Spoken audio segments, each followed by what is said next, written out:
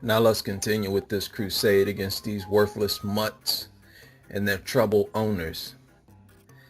Laughing hyenas have a reputation for being deceptive, a bad reputation. Animals that you cannot trust. In my opinion, dogs are no different. Just look at them. Look at dogs next to other animals. Can't keep their mouths closed for nothing. Could anything possibly be uglier than this thing?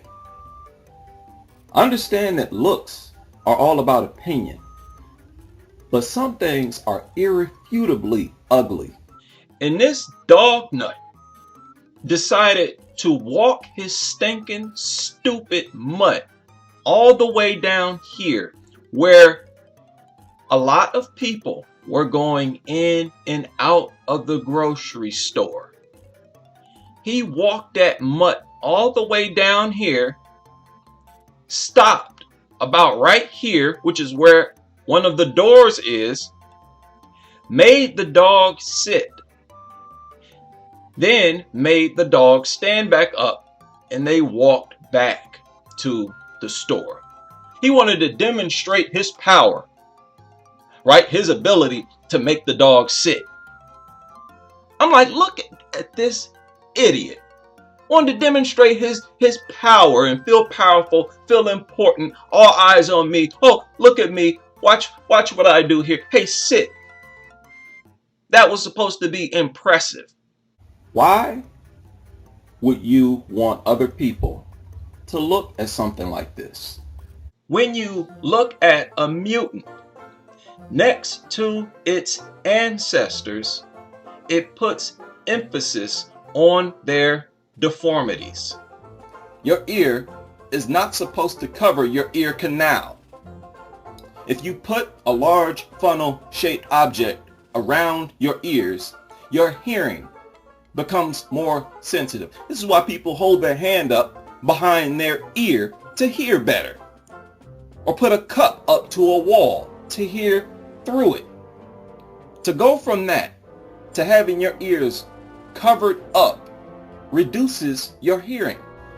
Why would you show somebody this? He also said that it is important to make sure a pet is well cared for, exercised and fed when the baby arrives to ensure it doesn't feel left out. Yeah, let's make sure the dog is well fed so that it doesn't eat our newborn baby. What kind of sense that makes? They also have anal glands that will fill up and need to be drained on a regular basis.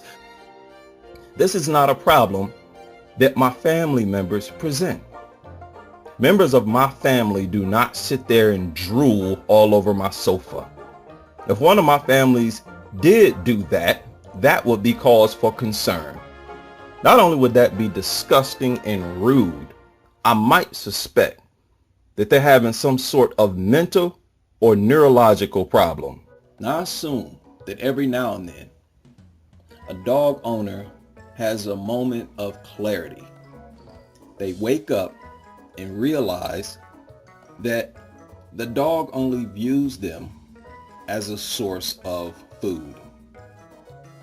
And they take the mutt to a remote area and leave it there. As soon as she starts driving away, it starts chasing her immediately. Dogs will only monitor something that closely if it is a source of food. It will only be this protective and react this enthusiastically when they see their food source trying to escape. Don't leave me, food. Come back. Now, as a child, I actually beat a dog, trying to train it not to eat my food, and it did not work. I was around 6, 7, or 8 years old at the time. There was no food left. Everybody had eaten all the food, but there was one pork chop left. I took it and I went into the basement Now, my cousin had kept my grandfather's dog down there. Sometimes he would bring that dog down there. So it was down there. So I sit down. It's one of those basements that, got carpet, furniture. It's like another room. I sit my food down. I went to do something. I look back. The dog is eating the pork chop. The last pork chop.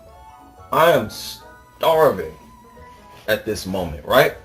So when I saw that, I whacked the dog a few times. It started screaming, right? And I said to myself, this thing is too disgusting right now, this pork chop, to eat. This mutt has just ruined my dinner. So I said, even at that young age, I said, I'm going to train this mutt to not touch my food. So I set the food down, like right in front of me. And it came over and started eating it again. And I smacked it again. And it jumps back, against the wall. It starts screaming. So I laid the pork chop down again. That stupid mutt came right back and started eating it again. I did that about 6 or 7, I'm telling you, 6 or 7 times I did this. Trying to use negative reinforcement. That mutt continued to come back. Around the 4th, 5th time I got frustrated. I said, what the hell is wrong with this thing? It just doesn't get the message. But no matter how many times I whacked that mutt, it continued. And I would wait until it actually started eating the food to let it know that it is eating the food that I don't want you to do. As soon as it started to munch, I would whack it hard, sometimes twice, 3 times, every time it came back. Keep in mind, I'm 6, 7, 8 years old. After I've beaten this dog and I realized it's not going to learn, I abandoned my mission, went upstairs, and I think I found something else to eat. But from that point forward, I felt guilty about it. I said, you know what? That dog didn't deserve that. It's just an animal. Animals are not smart. They don't know any better. Why would I do that? Many of you have stood there and watched a stupid mutt as it was barking at nothing, non-stop, and you were dumbfounded, thinking to yourself, what a stupid animal. What other animal are you able to do that with? No other animal causes us to scratch our heads at their behavior. These mutts are brainless, totally dependent, disgusting, ugly, goofy looking, hyperactive, retarded acting, slobbering, stinking, dander and spit flinging, eating overgrown rats that attack humans, children and babies on a regular basis. Over 4.5 million bites, hundreds of thousands of attacks, tens of thousands of reconstructive surgeries each year. And yet there is this massive percentage of the population saying that we should treat these animals the same as we treat family members. Are you out of your mind? No matter how much you deny reality, dogs are not members of your family.